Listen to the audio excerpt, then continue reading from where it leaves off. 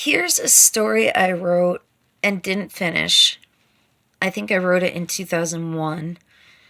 And it's tentatively titled A Walk in the Park, question mark. And it goes like this.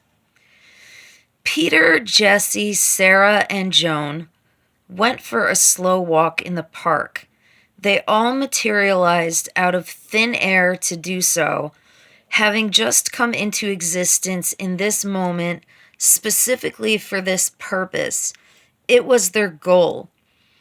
None of the four knew what it would be like to go to the park, so it is hard to say whether the experience matched up to an expectation or if there was any expectation at all. They just knew that they four were in the park, as a ball is in a field during a ball game.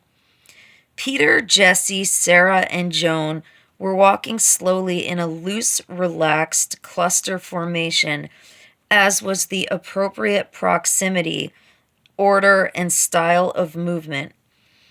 Everything was going well, and Joan was glancing occasionally at Jesse, Peter, and Sarah in agreeance. The park was really the best thing they could have been doing right then, as the situation had opened the door to an anything can happen type of afternoon. This was different from their usual planned, hammered down, and executed, we know what will happen afternoon. Jesse was in the habit of bringing the group over to his house on their lazy afternoons to show them trinkets and badges from his life.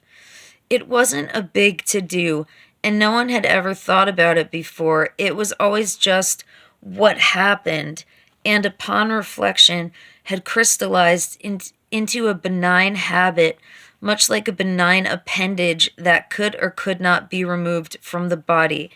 Example, the appendix. Joan decided that everyone enjoyed today's events more than those of yesterday because of the element of surprise built into the potential and therefore quality of a loose walk in the park. The park was as yet uncharted for the four and could surely never crystallize into a useless appendage. Joan suspected that people fell into habits and addictions because they became addicted to the emotional feelings surrounding the addiction, not the addiction itself. And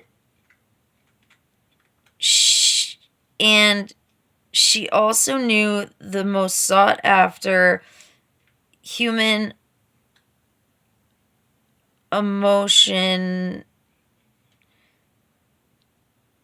emotional feeling or something is security. So she knew that the repetition of an activity and the security experienced from simplistic repetition easily solidified into addictions. Joan hated this about herself. She wanted to have an outrageous, especially unpredictable addiction. In silent and slightly scowling shuffle, Joan defiantly kicked a discarded beer can as the team traversed the grass in the park.